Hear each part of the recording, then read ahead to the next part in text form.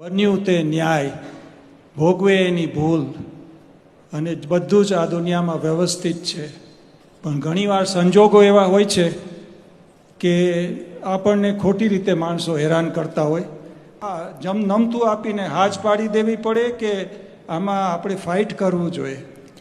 કૃષ્ણ ભગવાન ઝેરી તીલ વાગ્યું હતું ને પગમાં, હા, એમણે શું કરવું જોઈએ?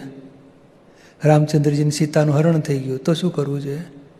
મહાવીર ભગવાનને કાનમાં બરું ઠોકાઈ ગયા, ક્રાઇસ્ટ ભગવાને ખીલા વાગ્યા. આ બધાને છોડી શકતા નથી કર્મો તો. Accept it.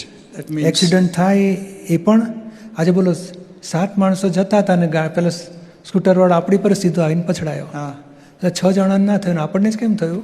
હા, એટલે કંઈક બેંક બેસી ગઈ, એમાં આપણે જ કેમ પેલી આપણા ભાઈએ પેલી બેંકમાં નાખ્યા અને આપણે આ બેંકમાં નાખ્યા, આ બેંક બેસી જાય, પેલી બેંકમાં ના બેસે. તો આપણે જેમાં પૈસા નાખ્યા એ બેંક બેસી, એવું કેમ આપણી સાથે થયું? કોણ ભોગવે છે? ભોગવે તેની ભૂલ, બન્યું તે ન્યાય.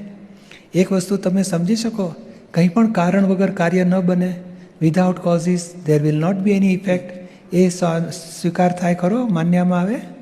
ઇટ ઇઝ ડિફિકલ્ટ, પણ we have to accept it. ના, પહેલાં ટમેટાનો સૂપ 4 વાડકા પીધો તો એનું પેટ દુખે કે આપણું દુખે?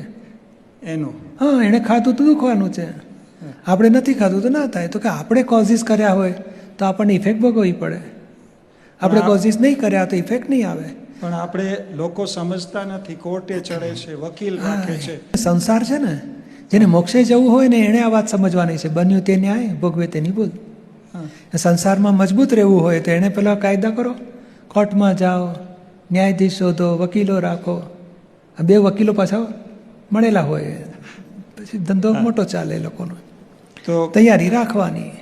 એટલે પોઈન્ટ ક્યાં આવે છે કે જેને છૂટવું છે, મોક્ષે જવું છે, એ આ રસ્તો પકડે છે કે મારા જીવનમાં મને કેમ આવું આવ્યું? બોલો, આપણે ચાલતા હોઈએ, બધાય ચાલતા હોય, આપણા જ પગમાં કાંટો વાગે. તો આમાં ટેક હોમ મેસેજ શું થયો શોર્ટમાં? રમેશભાઈને જે ભોગવવું પડે, રમેશભાઈને કહેવાનું, રમેશભાઈ આપણે કંઈક કર્મ બાંધ્યા છે, આપણને ભોગવવું પડે છે, માટે કોઈની ભૂલ ના કાઢશો, બન્યું તે ન્યાય. એવું સમજીશું ને તો નવા ગુના બંધ થશે. અમે લોકો રડી રડીને ભોગવે જ છે, તો આપણે હસી હસીને ભોગવવા માગીએ છીએ. ઓ આવી પડ્યું છે, હવે પૂરું કરો. મેં ગુનો કર્યો છે, દંડ આવ્યો છે.